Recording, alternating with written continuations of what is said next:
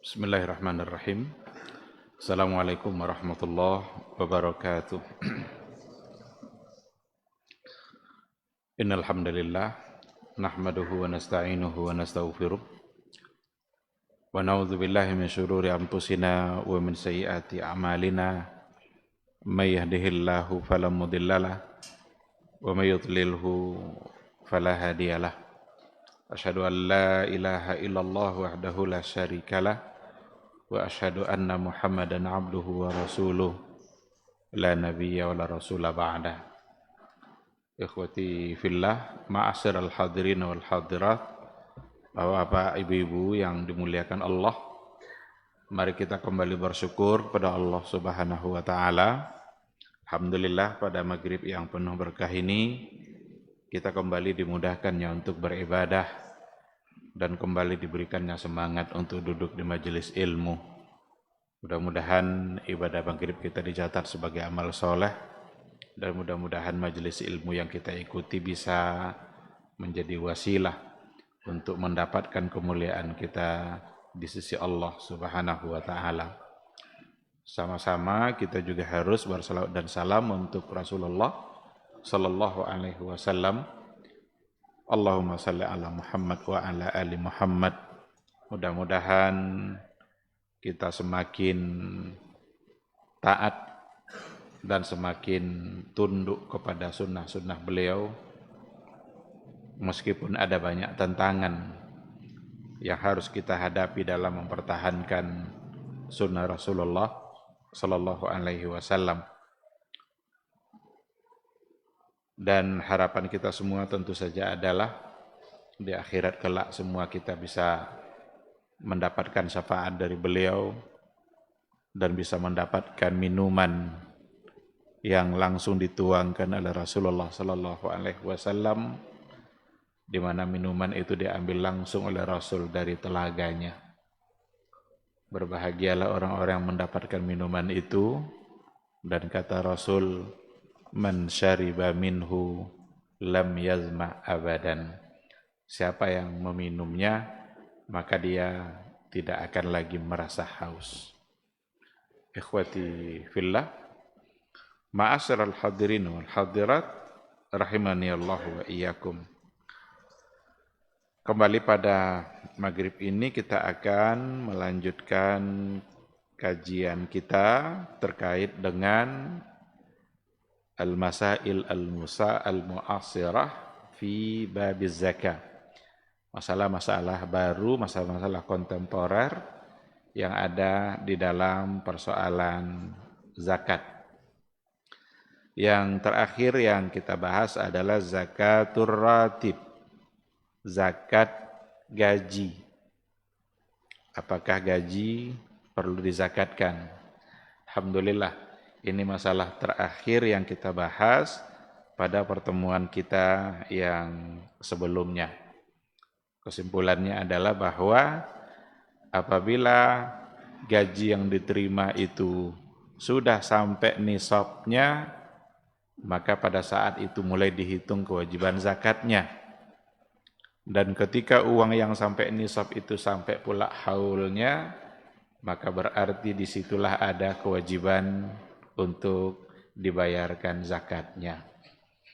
Adapun gaji-gaji yang diterima ternyata itu jauh di bawah ketentuan nisab, sulit kita untuk mengatakan bahwa wajib dibayarkan zakat. Karena zakat itu sebagai ketentuan agama yang harus kita taati syarat dan rukun atau ketentuan-ketentuan yang berlaku.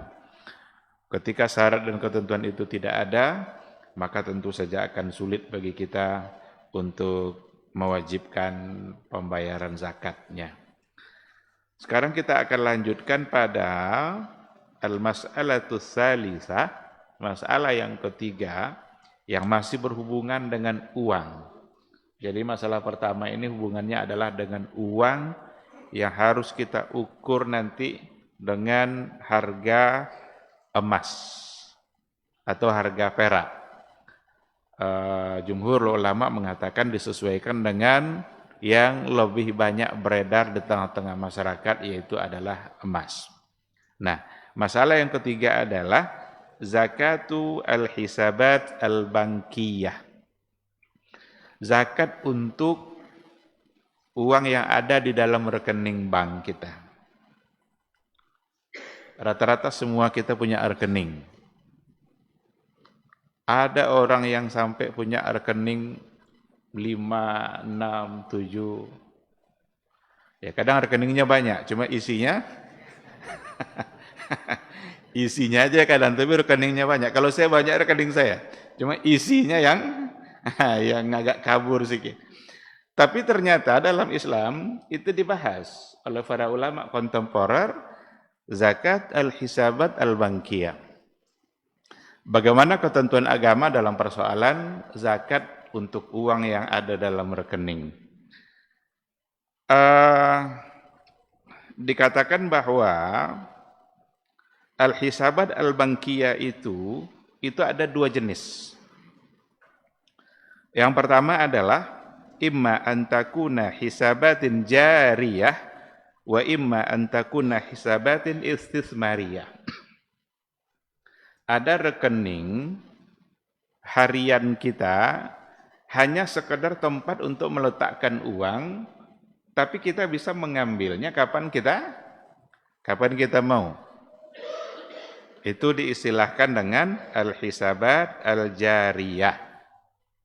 Yang dimaksud dengan hisabat jariyah itu allati takunu bigharadi hibzil amwal ladal bank. Di mana rekening yang bertujuan semata-mata untuk hibzil amwal, untuk menjaga keselamatan harta kita sehingga kita letakkan pada bank, tapi bank mengasih kita rekening.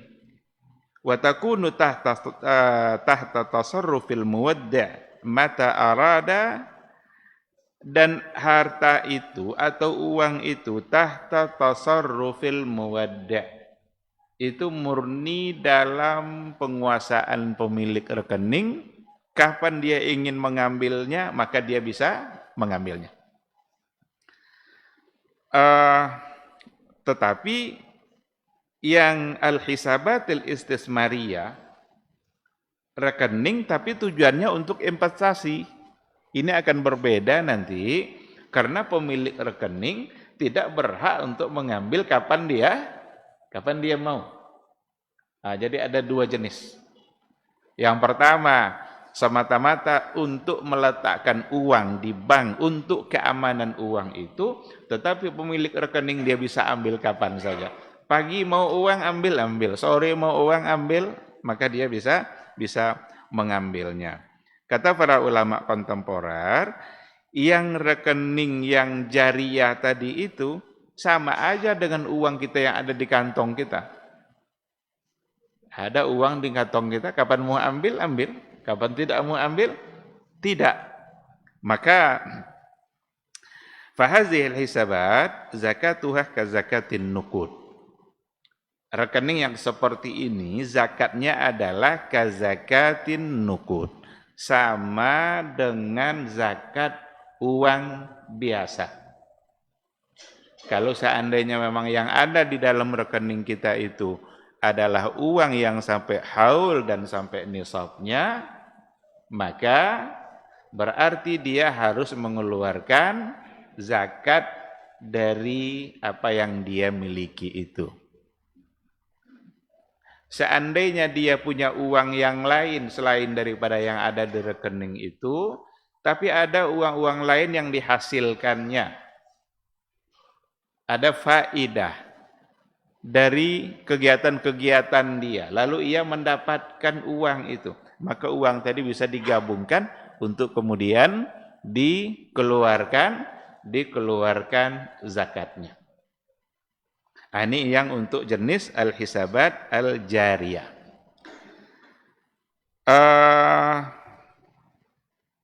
Sedangkan pada poin yang kedua, al-hisabat al-istismariyah, rekening dalam bentuk investasi. Kita katakan tadi bahwa rekening itu tidak bisa diambil kapan kita mau. Tapi ada kesepakatan nanti dengan pihak kedua, yang barangkali di sini adalah bank, karena ini dalam bentuk investasi. Jadi uang yang ada dalam rekening dia tidak berhak untuk mengambil kapan dia mau, tapi ada kesepakatan dengan pihak kedua dalam bentuk kerjasama. Mungkin 1 tahun ke depan dia bisa mengambil. Rekening yang seperti itu, ulama kontemporer membaginya kepada dua. Yang pertama adalah imma antakuna hisabat mudharabah. Rekening investasi itu diinvestasikan dengan sistem yang dibolehkan oleh syariat.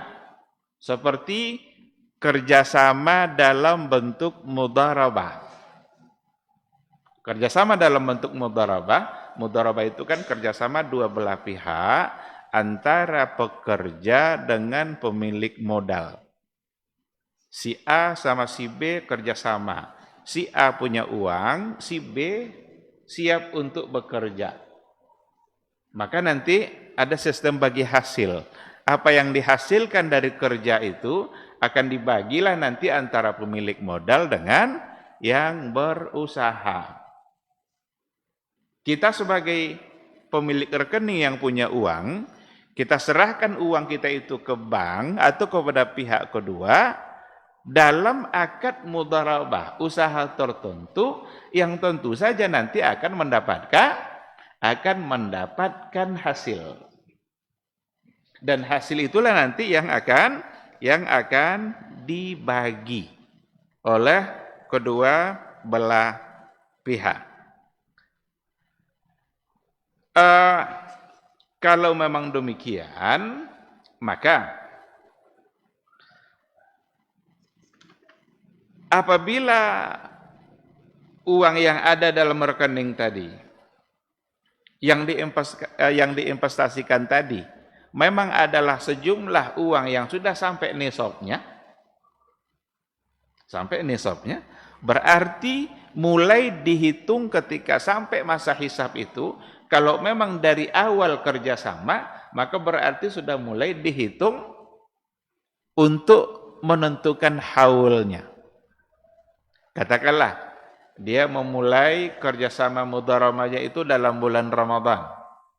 Dan modal yang dia berikan dalam mudharabahnya itu adalah 100 juta. 100 juta itu berarti adalah angka di mana dulu sudah kita katakan, itu angka sampai jumlah nisabnya.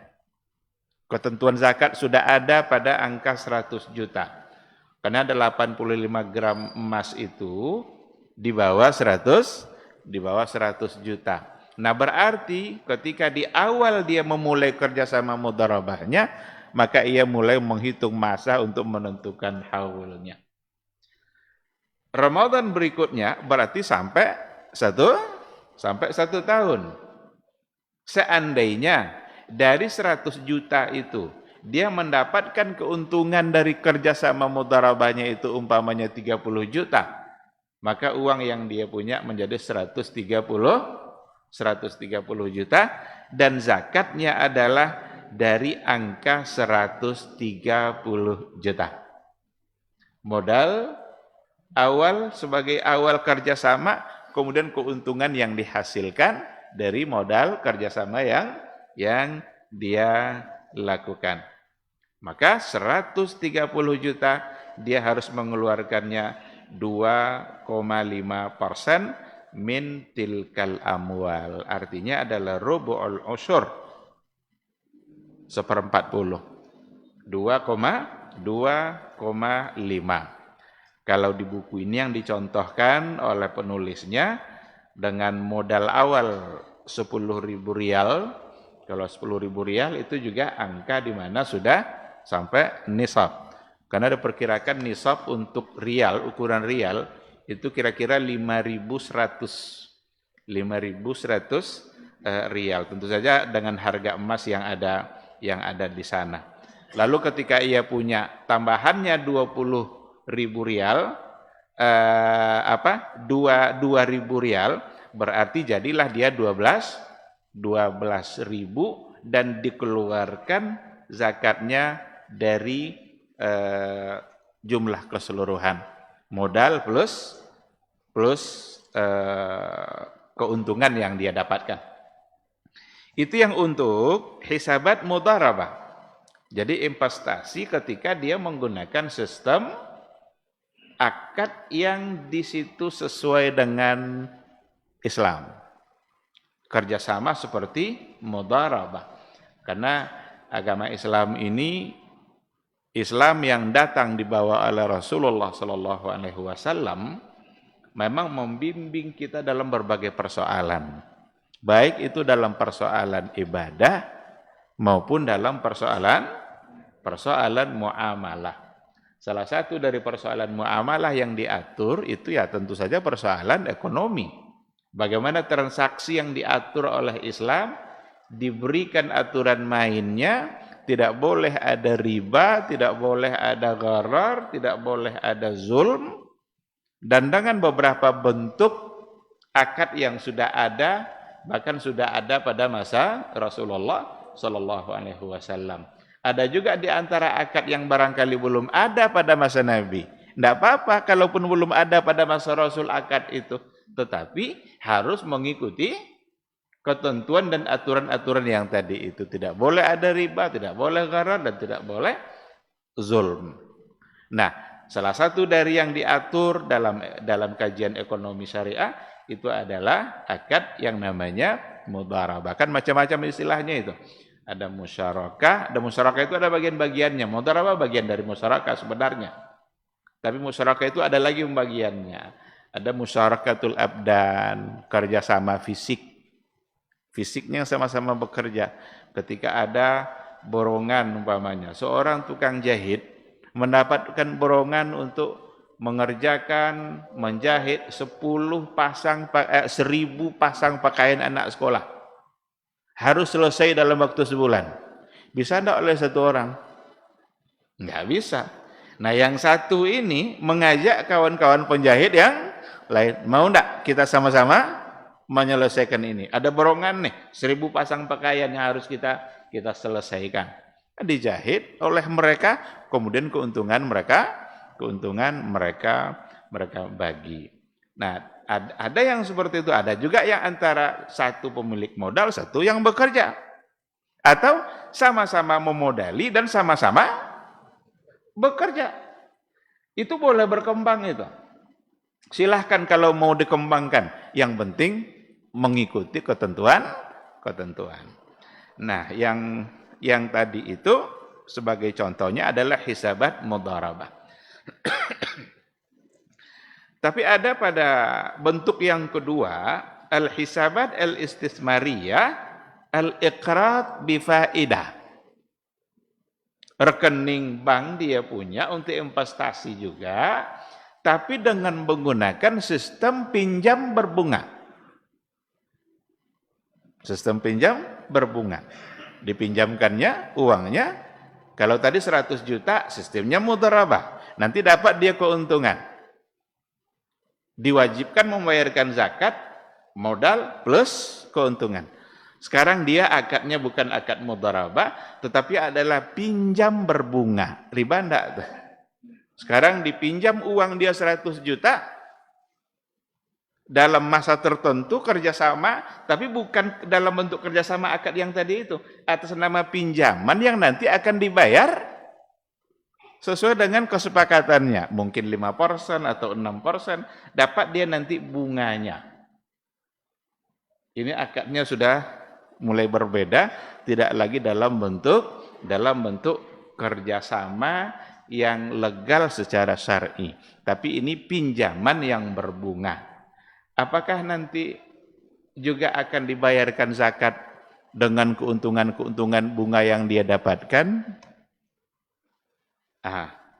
Di sini diberikan penjelasan al-hisabatul istismariyah seperti itu dikatakan oleh penulis hisabat muharramah. Itu rekening yang muharram, yang terlarang. Kenapa disebut terlarang? Dikarenakan oleh akadnya akad riba. Pinjam berbunga. Sama dengan yang tadi itu 100 juta juga, ini 100 juta juga. Tapi ada beda sebenarnya. Yang 100 juta dalam bentuk pinjaman, pemilik modal tidak punya risiko kerugian dalam modalnya. Yang 100 juta ini akan utuh. Tapi kalau yang mudharabah, dengan sistem mudharabah yang 100 juta, pemilik modal, dia akan ada risiko dalam kerugian dan keuntungan. Mungkin tidak nanti akan ada kerugian, dia juga ikut menanggung kerugian. Di situ menjaga hak oleh agama itu, kalau ada kerugian maka sama-sama rugi, kalau ada untung maka sama-sama untung. Tapi yang 100 juta pinjam berbunga tadi itu, pemilik 100 juta dia nggak ada risiko dengan kerugian. Nah sekarang dari hasil bunga yang dia dapatkan, mungkin dapatlah dia kira-kira 20 juta. Jadi uangnya 120 juta. Wajibkah dibayarkan zakatnya atau tidak? Yang wajib dibayarkan zakatnya adalah yang 100 tadi. Karena 100 itulah yang uang dia. Adapun keuntungan riba 20 juta, maka tidak ada kewajiban zakatnya. Karena zakat itu fungsinya adalah untuk membersihkan harta. Sedangkan uang riba tidak akan pernah bersih kalaupun dibayarkan zakat. Nah, saya tidak bacakan, tapi saya ambil kesimpulan dari apa yang ada pada buku ini. Maka kewajiban yang ada itu hanyalah pada modal awal yang dia punya dalam bentuk 100 juta, karena itulah uang dia. Sedangkan yang untung dari riba tadi, maka tidak ada kewajiban zakat, justru malah dia diminta untuk meninggalkan kerja-kerja seperti itu agar dia terhindar dari perbuatan riba. Nah, jadi nampak oleh kita bedanya dari masalah yang ketiga ini, berarti ada 3 bentuk rekening. Ada rekening hisabat jariah yang beredar sehari-hari sesuai dengan apa yang kita sekedar untuk menempatkan uang kita, sekedar untuk menjaga keamanan uang kita, maka kita letakkan dan kita memiliki sebuah ATM atau rekening, dan kita bisa mengambil kapan kita mau. Bukan untuk diinvestasikan, hanya sekedar untuk menjaga uang agar terpelihara. Itu sama dengan uang yang ada dalam kantong kita. Kalau memang sampai nisabnya maka bayar zakatnya, kalau belum ya berarti belum. Sedangkan yang rekening investasi dibagi kepada 2. Ada rekening yang diinvestasikan sesuai dengan akad-akad syariah seperti mudharabah, maka diwajibkan untuk membayarkan zakatnya plus dengan keuntungannya. Sedangkan rekening investasi yang dengan akad riba, maka keuntungan ribanya tidak ada keharusan untuk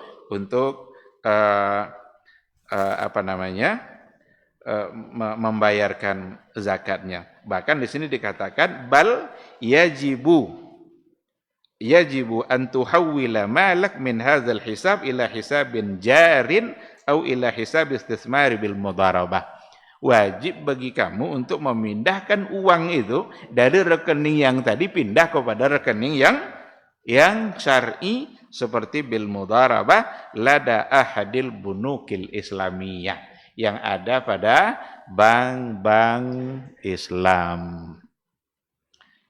Cuma memang ada problem memang di sini, karena ada orang yang mengatakan sama aja katanya. Ada orang yang mengatakan seperti itu. Sama aja antara bank konvensional dengan bank syariah. Mengatakan sama saja mungkin tidak tepat. Karena nggak mungkin sama. Itu berat itu. Perjuangan untuk mendirikan bank syariah itu berat dulu perjuangannya. Lama baru disetujui oleh Soeharto sebagai presiden ketika itu. Dan bank yang pertama berdiri kan Bank Muamalat. Bank syariah pertama itu adalah Bank Muamalat. Sampai tersalah-salah Soeharto ngomong dalam peresmiannya itu. Dibilangnya Bank Mu'alamat. Karena namanya adalah istilah Sari itu pernah diceritakan dulu oleh Kiai Didin Hafizuddin waktu kami pertemuan di Madinah waktu itu. Dia menceritakan bagaimana perjuangan pakar-pakar ekonomi syariah Indonesia untuk mendirikan bank syariah dan akhirnya berhasil. Jadi untuk menganggap sama sekira kurang tepat. Perkara masih ada kurangnya, ya, betul.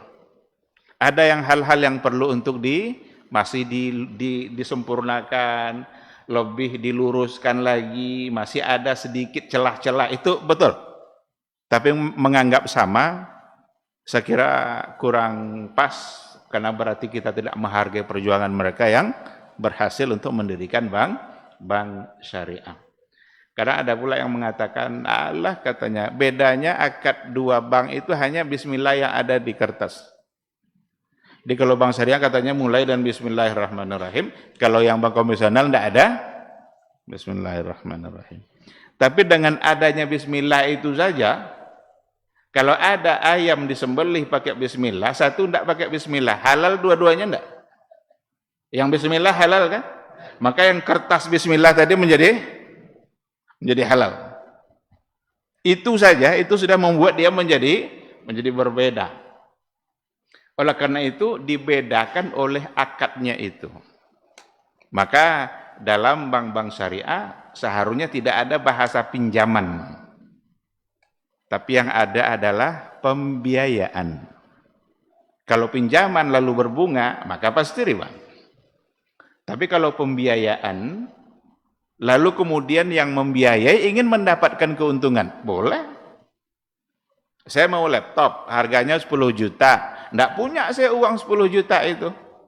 Tapi ada seorang yang kaya membelikan 10 juta itu, dibelikannya untuk saya, tapi dengan catatan, saya harus beli ke dia 12 juta. Dia dapat untung 2 juta. Boleh enggak?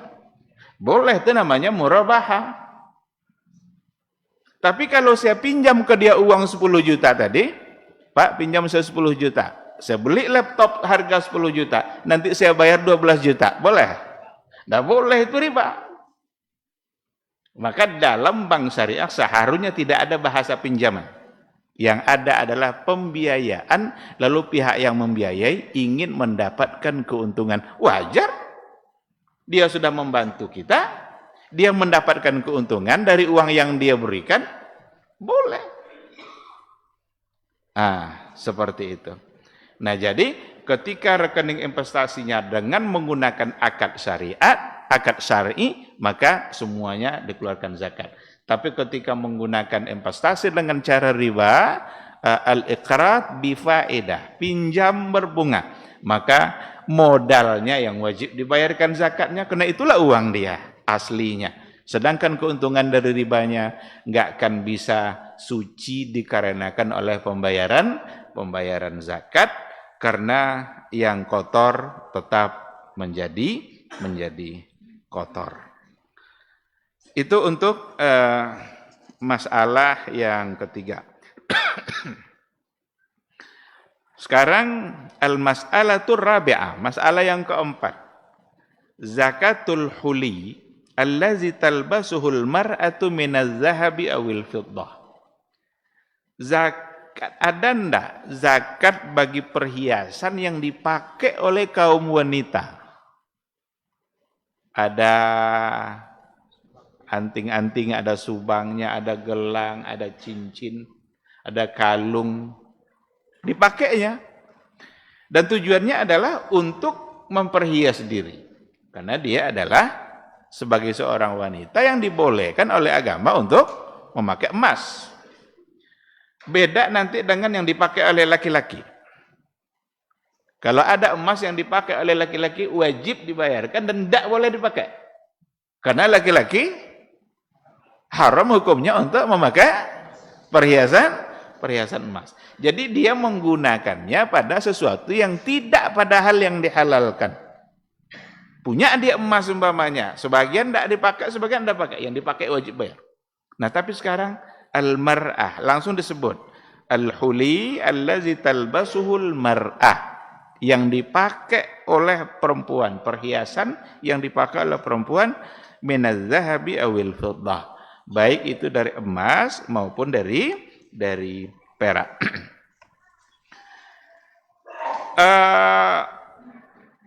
Dikatakan bahwa dalam persoalan ini ada dua pandangan para ulama fikih tentang zakat perhiasan. Al-awwal qaulu fuqaha'il ahnaf. Pandangan dari ulama-ulama fikih dalam mazhab Hanafi, Abu Hanifah. Apa kata mereka? Innahu tajibu fihi zakah li'umumin nususil waridah. Zakat perhiasan yang dipakai oleh perempuan yang ada pada badannya itu wajib untuk dizakatkan li'umumin nususil waridah, karena memandang keumuman nas-nas yang ada dalam persoalan zakat emas dan perak. Apa di antara nas yang ada? Ada dari ayat, ada dari hadis-hadis Rasulullah sallallahu alaihi wasallam.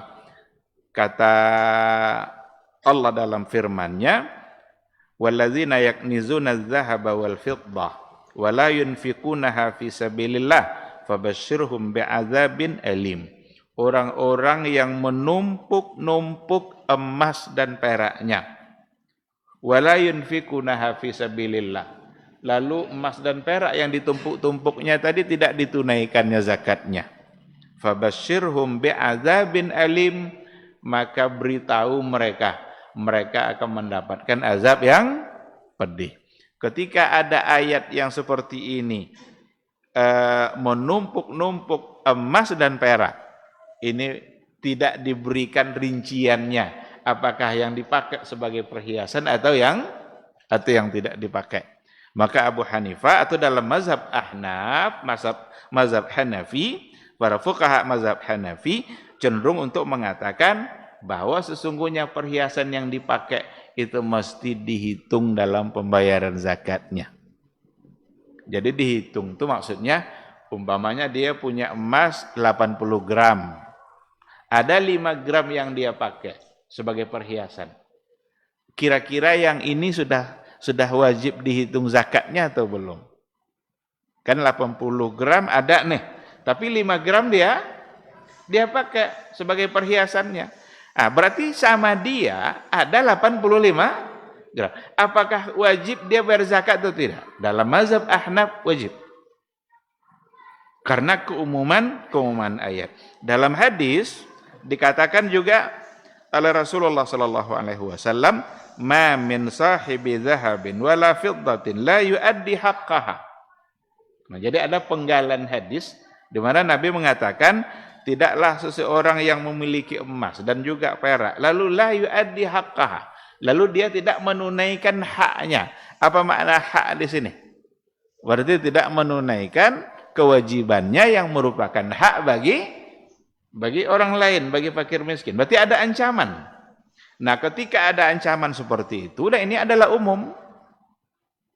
Nabi dalam hadis ini tidak memberikan perbedaan apakah yang dipakai, yang tidak dipakai. Maka keumumannya menjadi hukum oleh kelompok Al-Ahnaf.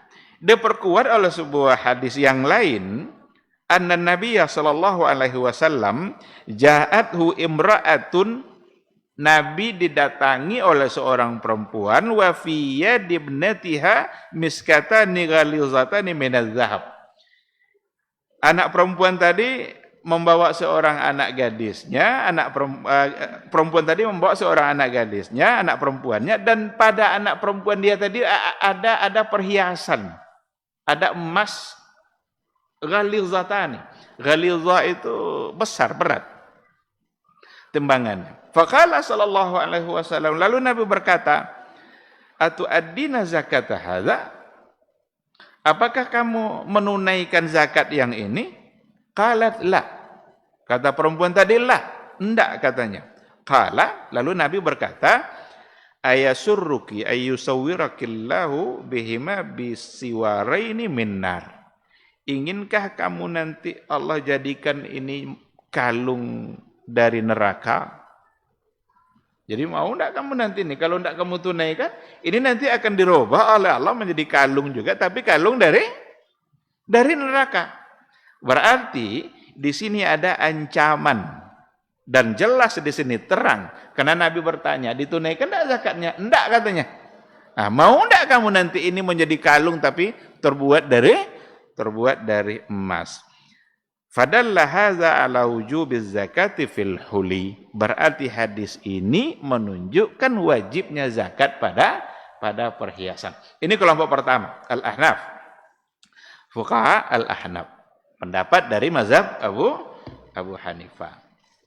Al-qaulu tsani, pendapat yang kedua, ada wujubiz zakati fil huliyil mubah. Al-mu'addu lil isti'mal. Tidak ada kewajiban zakat pada perhiasan-perhiasan yang dibolehkan al-mu'addu lil isti'mal, yang memang itu disediakan untuk dipakai. Kan ada ukuran emas-emas yang biasalah dipakai oleh wanita, itu adalah sesuatu yang mubah. Memang tujuannya adalah untuk benar-benar untuk dipakai. Kata kelompok yang kedua ini tidak ada kewajiban zakatnya. Li'annal qa'idata fiz zakah, karena kaidah yang ada dalam zakat itu adalah innama tajibu fil amwalin namiyah. Kewajiban zakat itu ada pada harta yang berkembang, memang untuk diinvestasikan. Wa ammal huli, sedangkan perhiasan itu fahuwa min irdil kunya, itu hanya sekedar untuk kunya itu lil isti'mal. Bukan untuk diinvestasikan, tapi untuk dipakai. Walaysa minal amwalin namiyah, dan itu tidak termasuk ke dalam harta yang berkembang. Apabila dia tidak untuk diinvestasikan, tidak untuk dikembangkan, maka tidak ada kewajiban zakat. Berdasarkan kepada hadis yang datang dari Abu Hurairah radhiyallahu anhu al-muttafaq alaih, disepakati kebenarannya, kesahihannya oleh para ulama. Bunyinya adalah laisa 'alal muslimi fi 'abdi wa farasi sadaqah. Tidak ada kewajiban zakat bagi seorang muslim pada hambanya dan pada kudanya. Dan jadi tidak ada zakat hamba dan tidak ada zakat kuda. Karena dua-duanya bukan termasuk ke dalam harta yang diinvestasikan, bukan untuk dikembangkan. Dikiaskanlah perhiasan yang dipakai oleh wanita tadi bukan untuk diinvestasikan, tapi sekedar untuk lil isti'mal, sekedar untuk dipakai. Qala Az-Zarqani fi syarhi ala Muwatta al-Imam Malik, berkata Az-Zarqani dalam syarahnya kitab Muwatta Imam Malik, al-aslul mujma' alaihi fi zakah innama huwa fil amwalin namiyah. Sudah menjadi kesepakatan para ulama dalam persoalan zakat, sesungguhnya yang ada zakat itu adalah fil amwalin namiyah, ada pada harta-harta yang berkembang, awil matlubu fiha nama bitasarruf, yang dapat berkembang ketika diusahakan memang untuk dikembangkan. Dan itu tidak ada pada perhiasan. Jadi nampak oleh kita ada dua pandangan. Nanti dalil yang kedua ini kita sambung setelah kita menjawab suara azan.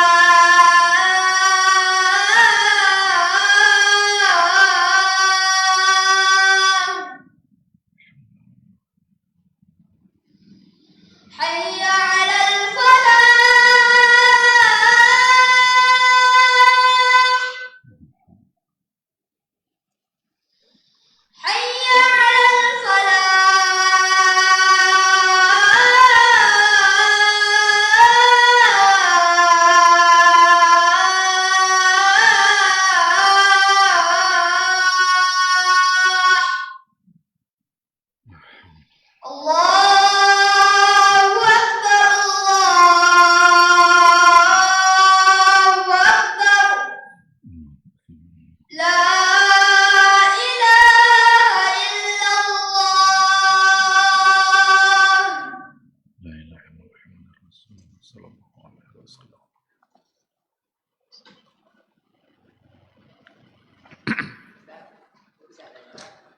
Oh, lu sampai dalil tadi lah. Selesai dalil lah. Abi dalil apa? Baik, bismillah, wassalatu wassalamu ala rasulillah, wa ala alihi wa sahbihi wa mawala. Jadi kelompok kedua mengatakan tidak ada kewajiban zakat. Wahtaju, mereka berhujah. Apa hujah mereka?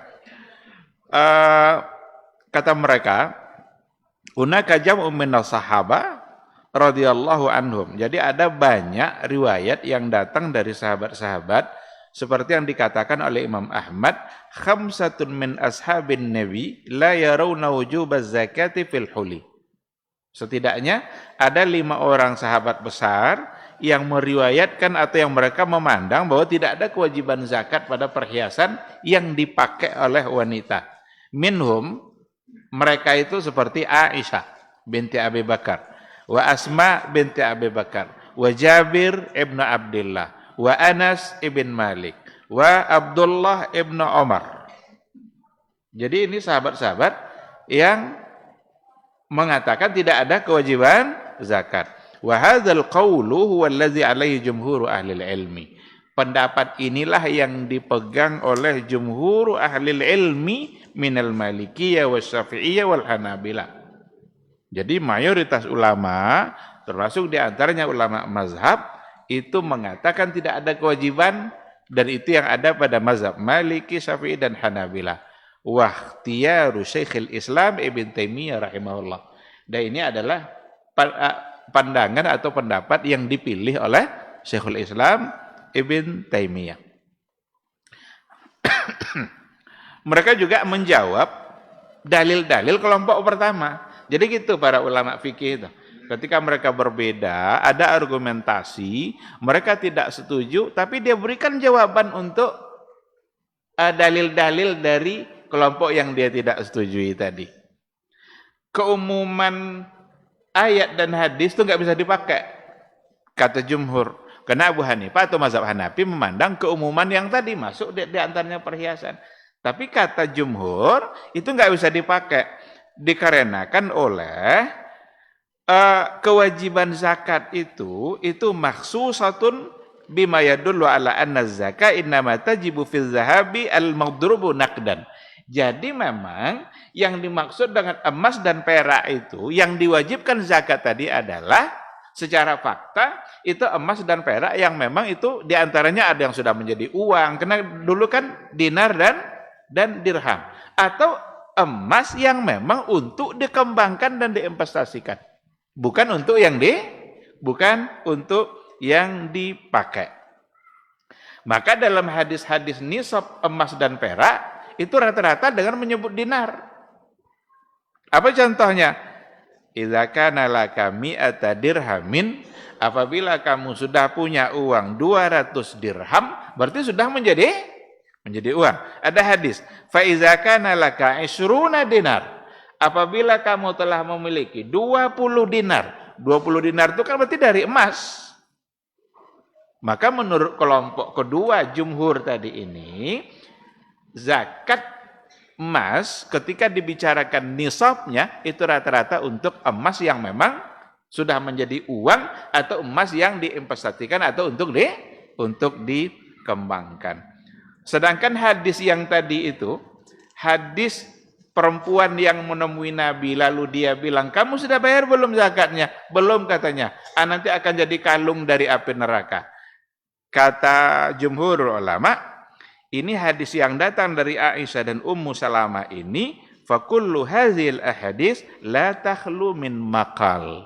Ada banyak catatan-catatan yang disampaikan oleh para ulama hadis, imma fi asanidiha wa imma fi matniha. Mungkin catatan itu ada pada sanadnya atau catatan ada pada matannya. Dalam artian hadis ini bukanlah hadis yang disepakati kesahihannya oleh para ulama. Bahkan qala Tirmizi, berkata Imam Tirmizi, la yasihhu fi ijabiz zakati fil huli fi hadzal bab syai'. Kata Imam Tirmizi, tidak ada hadis yang sahih yang berhubungan dengan kewajiban zakat al-huli, pada zakat perhiasan. Berarti menurut Imam Tirmizi, semua riwayat yang berhubungan dengan kewajiban zakat perhiasan itu tidak ada yang sahih.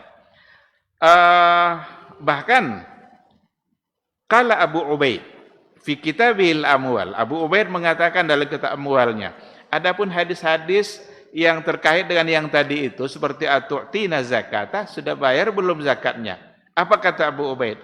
Fa inna hadzal hadis, sesungguhnya hadis ini la na'lamuhu yurwa illa min wajhin wahid. Tidaklah kami mengenalinya kecuali diriwayatkan hanya dari satu saja, dari satu jalan saja. Bi isnadin, dengan sanad qad takallaman nasu qadiman wa hadisan. Yang ternyata sanad yang satu itu pun diperbincangkan oleh para ulama dari dulu sampai sekarang. Kata Abu Ubaid. Berarti persoalannya ada pada kesahihan hadis yang dipakai oleh mazhab Abu Hanifah. Nah, begitu mereka membantah hujah kelompok pertama yang mewajibkan. Lalu yang manakah kira-kira yang dipegang dalam persoalan ini? Apakah yang mewajibkan atau yang tidak mewajibkan? Dikatakan di sini wallazi yazhar. Ini bahasa penulis, berarti penulis yang mencoba untuk menterjih. Kita melihat bagaimana penulis menterjih. Wallazi yazhar adamu wujubiz zakah fil huli. Nampaknya katanya yang zahir, yang jelas dalam persoalan ini adamu wujubiz zakah fil huli. Tidak wajib zakat pada perhiasan. Artinya yang dipakainya itu tidak dihitung dalam mengeluarkan zakatnya. Bisalah satu syurut, dengan 3 syarat. Yang pertama, ayyakunal huliyyu mu'addan lil isti'malil mubah. Perhiasan yang ada padanya itu memang adalah perhiasan yang disediakan untuk dipakai dengan cara yang mubah. Fa in kana al isti'malu muharraman kahuli min az-zahabi idza kana lirrajuli, kalau seandainya penggunaannya itu dalam bentuk yang terlarang seperti perhiasan yang dipakai oleh laki-laki. Perhiasan yang dipakai oleh laki-laki. Au al-huliyyu allazi yakunu ala syakli tamathil, atau perhiasan-perhiasan dalam bentuk gantungan-gantungan patung. Kan patung-patung kan tidak boleh kan? Hanya pakai tidak jadi tidak ada umpama gambar apa di kalung juga umpama. Berarti itu sesuatu yang terlarang, maka wajib untuk dizakatkan. Yang tidak masuk dalam kewajiban zakat tadi adalah lil isti'malil mubah, penggunaan yang memang dibolehkan secara syar'i, dipakai oleh perempuan dan bentuk perhiasan yang memang boleh. Anting yang ada di telinga, gelang, itu kan hal-hal yang dibolehkan, maka tidak dihitung. Itu syarat pertama. Syarat yang kedua, ayyuk sadabihi tazayyun. Ayyuk sadabihi litazayyun. Benar-benar dimaksudkan perhiasan itu litazayyun. Memang untuk dia berhias. Fa in kana al-huliyyu lil ittijar, tapi kalau perhiasan itu memang untuk diperdagangkan, bukan untuk sesuatu yang berhias dirinya, untuk diperdagangkannya, seperti tajiruz zahab, seperti pedagang emas, yabi'u huliyan, fa hadza yajibu alaihi ayyuzakkiyahu. Kalau seperti itu maka wajib bagi dia untuk membayarkan zakatnya. Li'annahu urudut tijara, karena itu adalah bagian dari perhiasan. Au kana mu'addan lil iddikhar, atau perhiasan juga tetapi dia jadikan untuk sesuatu yang disimpannya. Rata-rata kita menyimpan emas, atau istri-istri kaum muslimin menyimpan emas kan dalam bentuk perhiasan juga. Tetapi itu lil iddikhar.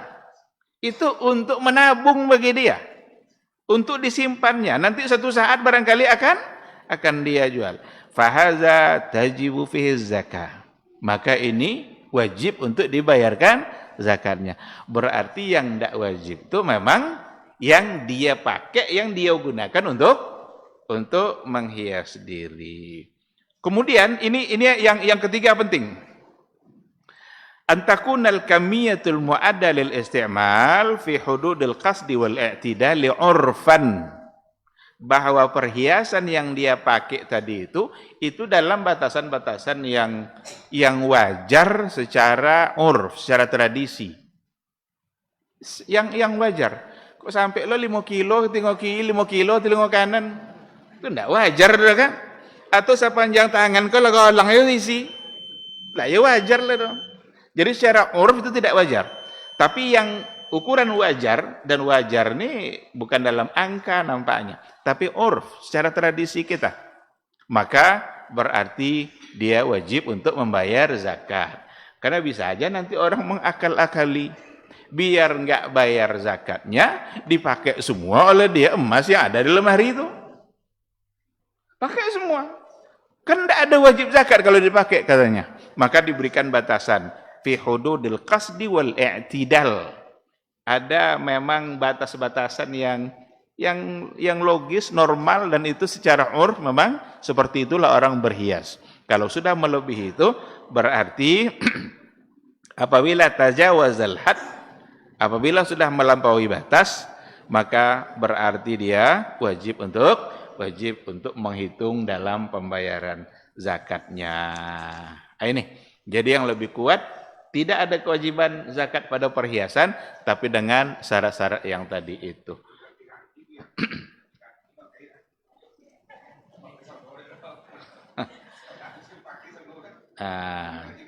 Kalau gitu nanti bisa aja yang ganti-gantiin kasodo yang ador jadi. Kasodo nador bisa diganti-gantiin tuh kan? Seminggu kok subang tuh kalau nencik kan? Ndak tuh kono jadi bakalan. Dalam persoalan seperti ini pakai hadis Nabi, istafti qalbak. Minta fatwalah kepada hatimu sendiri. Ada banyak masalah sebenarnya. Sebelum wak tanya kan kau ustaz, tapi wak tanya hati wak sendiri. Bisa wak jawab. Kau boleh atau tidak boleh? Tanya hati sendiri. Sebelum bertanya kepada ustaz-ustaz kita, sebenarnya hati kita sudah bisa menjawab. Istafti qalbak. Apa yang jawab dari hati itu, itulah sebenarnya jawabannya. Ajan kadang lah tentu dok jawaban kai tu baca cai ustaz untuk menjawab boleh ustaz do membulian. Sengaja cai sebelum dapat ustaz membulian dak lu tanya tau wi. Pas dapat mereka alhamdulillah ya tiap kesannya kan. Dak boleh dah istafti qalbak. Berpatualah kepada hatimu, minta jawaban dari hati sendiri, akan bisa terjawab. Wallahu subhanahu wa ta'ala alam. Kita tutup atau masih ada yang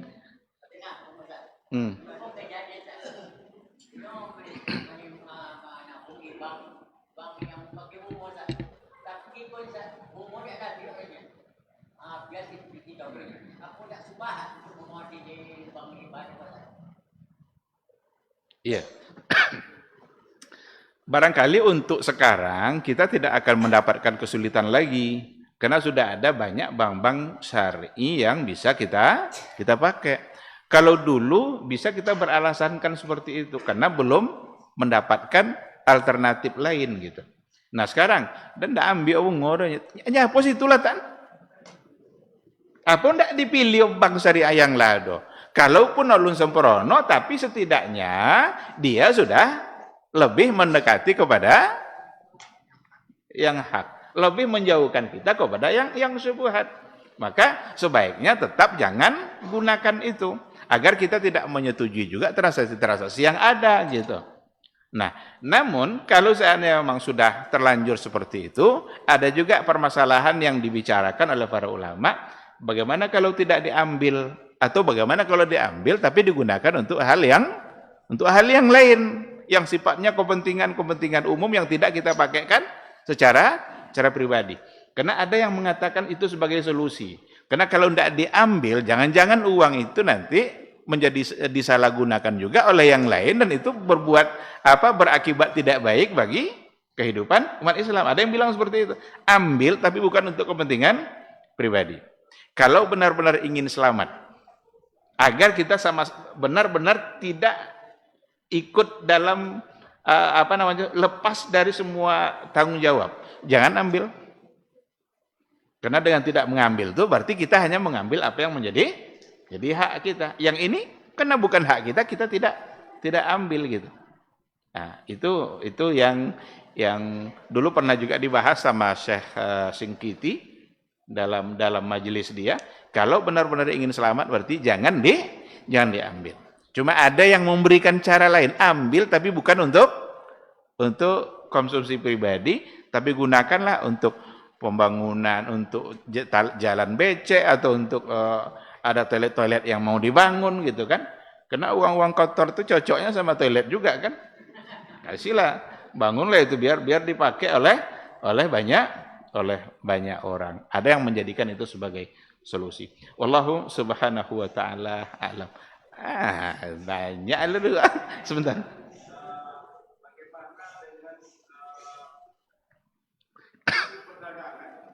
Yang dibiayai oleh pemerintah secara keseluruhan atau ya pedagang sesuatu lah. Kemudian modal ini oleh pemerintah 100%, dan atau ada yang bercampur dengan apakah wajib dilakukan? Berarti ketika dimodali oleh bank, dia meminjam uang itu kepada bank, dan nanti dia akan kembalikan pakai bunga. Pertama dari segi transaksinya itu sudah transaksi yang salah, karena dia sudah mengikuti cara yang ditetapkan oleh bank konvensional tadi, yang di situ ada akad pinjaman di mana pinjamannya berbunga, dan itulah ribanya. Sebaik mungkin, sebisa mungkin hindarkan, cari yang lain yang memang lebih membuat kita selamat. Oh, tapi ternyata ada campurannya, ada yang halal, ada yang haram. Berarti yang halal ini yang harus diperjuangkan untuk dizakatkan, sedangkan yang halal ini yang dizakatkan, sedangkan yang haram seperti yang tadi itu berarti tidak ada kewajiban. Tapi sekali lagi, agar tidak bermasalah, maka dari awal hindari hal-hal yang seperti itu. Wallahu a'lam. Terakhir barangkali.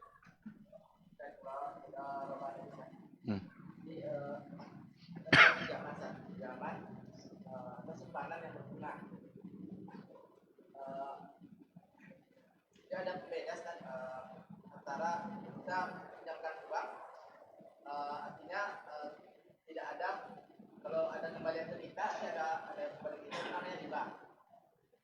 Kita pinjam, ada jaminan uang kita tidak akan hilang kan. Bagaimana kalau mudharabah ini? Kalau mudharabah kan kita kasih modal orang, tapi kita boleh ngambil keuntungan, tapi ada risiko rugi, ada kemungkinan rugi.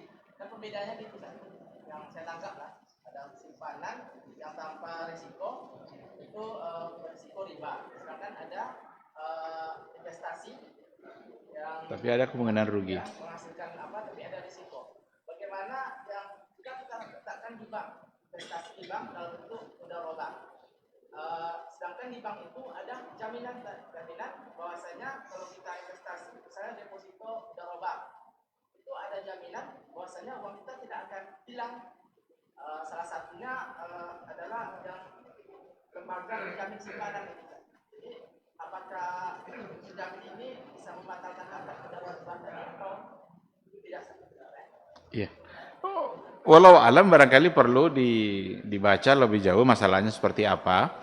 Tapi intinya ketika ada diminta untuk sebagai jaminan itu dalam agama tidak pula sepenuhnya disalahkan. Hukum asalnya memang transaksi itu tentu saling percaya. Tetapi untuk menghindarkan resiko diminta adanya sesuatu sebagai jaminan. Seandainya nanti terjadi sesuatu, maka jaminan inilah barangkali yang akan menutupinya. Bisa seperti itu. Tapi yang dipertanyakan tadi, saya enggak tuh agak kurang paham saya, tapi mungkin nantilah karena waktu saya kira nih Pak Zaini udah mandang-mandang dari tadi nih ya. Padahal dia pula yang awal tanya tadi itu kan. Nah, nanti insya Allah bisa kita pahami dulu baik-baik seperti apa masalahnya. Karena untuk menjawab satu persoalan, itu pertama sekali yang harus kita lakukan adalah tasawur al-mas'alah. Mesti tasawur kita dan masalahnya. Tasawur itu adalah pertanda kita al-hukmu far'un an tasawurihi. Ketika kita menetapkan sebuah hukum, itu bagian dari bahwa kita sudah mengerti dan masalah. Tapi ketika masalahnya yang belum tuntas untuk kita pahami, maka sulit kita untuk menentukan hukum. Mohon maaf yang rincian tadi itu nanti insya Allah bisa kita jawab lagi.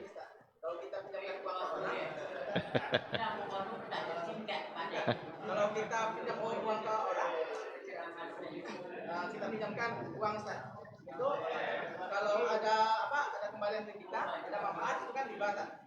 Tapi kalau kita pinjamkan modal ke orang, ada manfaat kita, itu kan boleh mudharabah tadi namanya. Itu kalau kita bawakan ke bank, itu harganya mudharabah juga. Kita investasikan uang kita ke bank, cuma ada jaminan. Jaminannya itu uang kita tetap tidak akan hilang atau tidak rugi. Jamin tidak rugi. Salah satunya dijamin oleh LPS.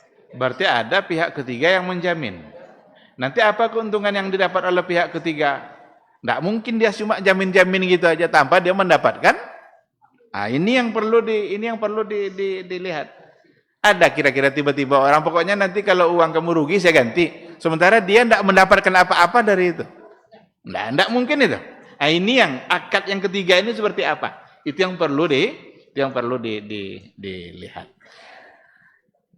Saya kira itu. Terima kasih. Mohon maaf atas waktu yang dipakai sudah melebihi waktunya. Mudah-mudahan bermanfaat insyaallah. Subhanakallahumma bihamdika asyhadu an la ilaha illa anta astaghfiruka wa atubu ilaik. Wassalamualaikum warahmatullahi wabarakatuh.